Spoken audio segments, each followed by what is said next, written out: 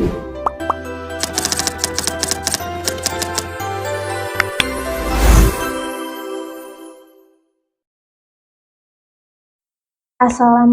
warahmatullahi wabarakatuh. Nama saya Anissa Siti Nuroh dengan NIM 2301036. Program studi Pendidikan Agama Islam kelas reguler semester 4. Video ini dibuat untuk memenuhi ujian akhir semester mata kuliah Tafsir Tarbawi dengan dosen pengampu Bapak Dr. Komarudin MPD. Di sini saya akan menjawab pertanyaan nomor 2. Selama ini banyak sekolah atau pesantren yang masih fokus dengan nilai ujian, hafalan, dan penguasaan materi. Padahal tujuan dari pendidikan Islam itu bukan hanya soal pintar atau bisa menghafal, tetapi juga bagaimana murid tersebut berubah menjadi pribadi yang lebih baik, berakhlak, dan dekat dengan Allah. Jadi sistem evaluasinya juga harus menyentuh aspek itu, tidak hanya sekedar nilai di atas kertas saja, tetapi juga karakter dan sikap murid sehari-hari. Nah, di dalam Al-Quran ada beberapa ayat yang bisa dijadikan pegangan untuk membangun evaluasi pendidikan yang lebih utuh dan mendidik. Salah satunya ada di Quran surat Al-Zalzalah ayat 7 sampai dengan 8. A'udzubillahi minasyaitonirrajim. Bismillahirrahmanirrahim.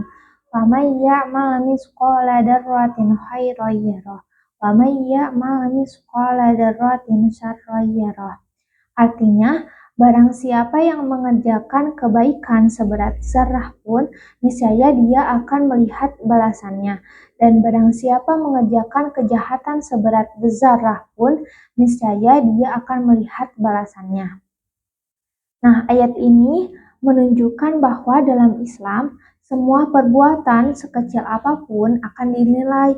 Jadi, logikanya dalam pendidikan juga harus begitu. Guru itu tidak cuma menilai dari hafalan atau ujian, tetapi juga sikap sehari-hari murid tersebut. Apakah mereka jujur, disiplin, sopan, atau tidak. Nah, nilai itu penting, tetapi lebih penting lagi adalah perubahan karakter siswanya. Contoh ayat lain yang mendukung ada di Quran surat Al-Mujadalah ayat 11. Bismillahirrahmanirrahim. Alladzina amanu minkum walladzina utul ilma darajat. Yang artinya Allah akan meninggikan derajat orang-orang yang beriman dan berilmu di antara kalian. Nah, maksud dari ayat ini adalah penilaian itu seharusnya bukan cuma soal berapa banyak kamu tahu, tetapi juga sejauh mana kamu beriman dan mengamalkan ilmu itu. Jadi, iman dan akhlak juga bagian penting dari penilaian dalam pendidikan Islam. Nah, dalam prakteknya, evaluasi yang mendidik ini bisa dilakukan lewat banyak cara. Misalnya di pesantren, santri bisa dinilai bukan cuma dari hafalan atau ujian kitab saja, tetapi juga dari bagaimana mereka bersikap di asrama. Apakah mereka rajin sholat berjamaah, membantu teman, atau menjaga kebersihan kamar. Nah, kalau di sekolah formal, bisa juga diterapkan model evaluasi berbasis proyek.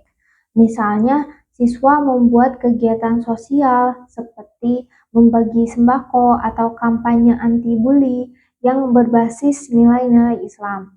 Nah, guru juga bisa menilai bukan cuma hasilnya saja, tetapi juga prosesnya. Apakah siswa tersebut bekerja sama, jujur, dan ikhlas dalam mengerjakannya. Kemudian ada juga model muhasabah atau introspeksi diri. Nah, guru bisa mengajak siswa untuk evaluasi diri. Misalnya, hari ini saya jujur atau tidak? Saya sudah membantu teman atau belum? Misalnya, sholat saya sudah lengkap atau tidak?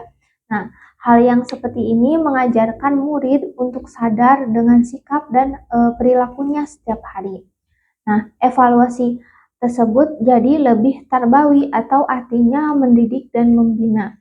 Nah, guru juga tidak cuma menjadi pengunci saja, tetapi juga pembimbing karakter.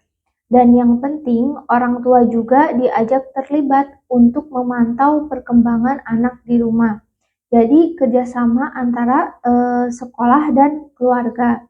Nah, kesimpulannya, Al-Quran mengajarkan kita bahwa penilaian dalam hidup itu menyeluruh, bukan cuma soal otak saja, tetapi juga soal hati dan perbuatan. Maka pendidikan Islam juga seharusnya begitu, bukan hanya melahirkan siswa yang pintar saja, tetapi juga berakhlak, beriman, dan berguna untuk masyarakat.